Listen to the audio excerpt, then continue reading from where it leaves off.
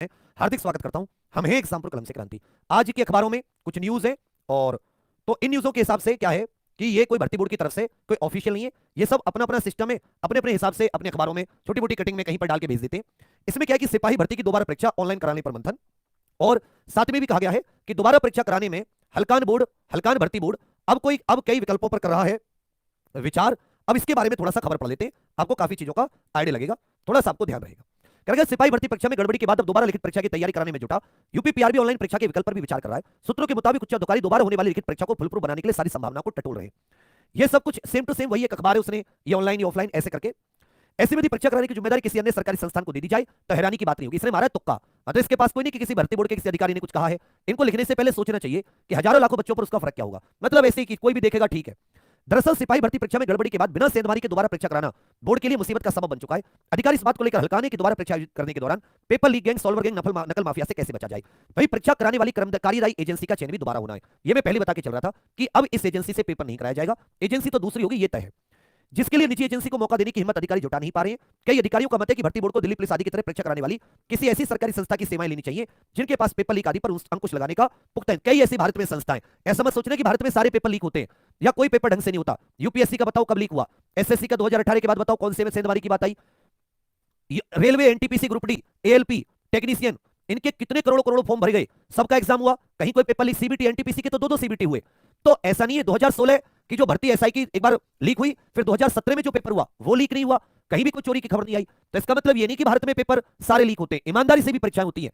लेकिन एक अहम चीज है कि भर्ती बोर्ड कितना, मतलब उस चीज के लिए कितना लगन है भर्ती बोर्ड के अंदर, अधिकारियों के अंदर। विचार आम जनता से विचार मांग सकता है, भर्ती बोर्ड पे तो यही सोच लो वो कितना लगन है। उसने अभी तक एक एफआईआर नहीं कराई अपनी तरफ से कि भाई हमारा पेपर लीक हुआ है, अज्ञात के खिलाफ एफआईआर करा दूं।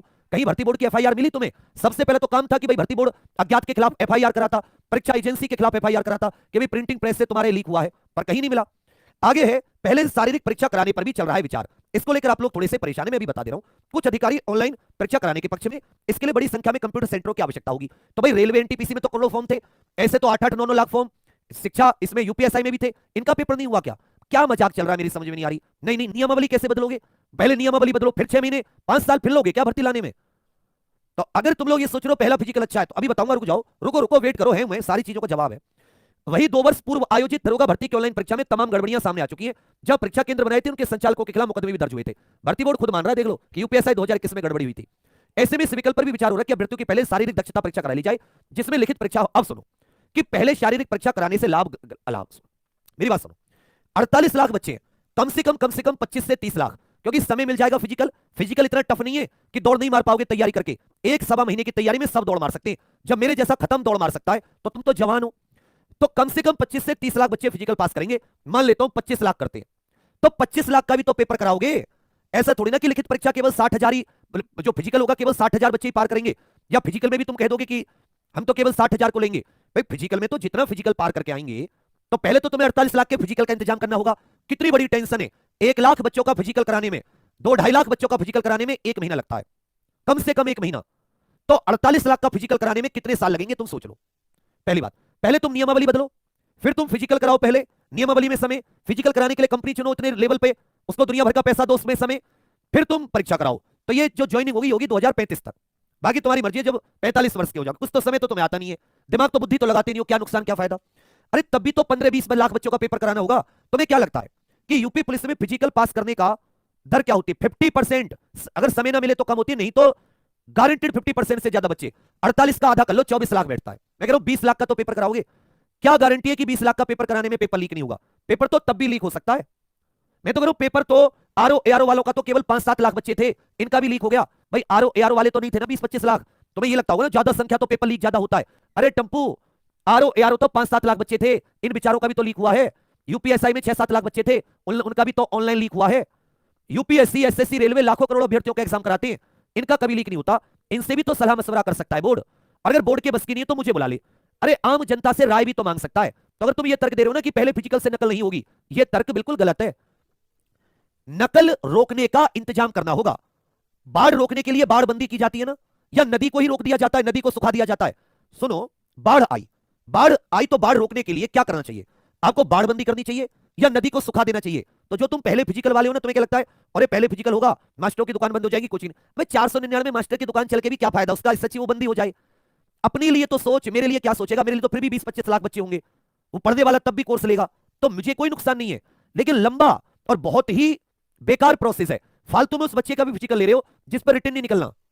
इसलिए पहले एसएससी जीडी में यही होता था, दिल्ली पुलिस में भी यही प्रक्रिया होती थी, पहले रिटर्न पहले फिजिकल। एसएससी जीडी ने क्यों ये प्रक्रिया खत्म की, जरा बताओ, तुम्हें ज्यादा दिमाग है तो कुछ सोच के खत्म की होगी ना। अब बढ़िया, 1 महीने में लाखों बच्चों के पेपर खत्म हो गए, 18 फरवरी से शुरू हुए, मार्च स्टार्टिंग में खत्म हो गए लाखों बच्चों के ऑनलाइन पेपर, कहीं लीक की शिकायत भी नहीं मिली।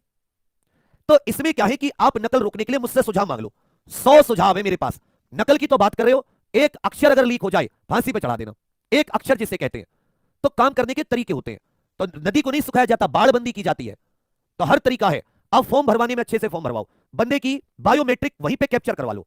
क्या बंदे की बायोमेट्रिक कैप्चर नहीं हो सकती? सारे फॉर्म को आधार कार्ड से जोड़ दो, सॉल्वर की टेंशन खत्म। पहली चीज तुम्हें बता रहा हूं, कोई पूछे तो उसे बता सकते हो, क्योंकि फिजिकल के बाद में भी बच्चा 20-25 लाख बच्चे रह जाएंगे, पेपर तो उनका भी कराना पड़ेगा, और कम बच्चे होने से पेपर लीक नहीं होगा ऐसा मत सोचना। क्योंकि आरओ एआरओ वगैरह में भी अभी तो एक एग्जाम तो सीएसआईआर का एसओ एएसओ ग्रुप बी की पोस्ट का एग्जाम हुआ है, उसमें तो कुछ हजार ही बच्चों ने पेपर दिया है, उनका पेपर भी लीक हुआ, उसमें तो लाखों भी नहीं है।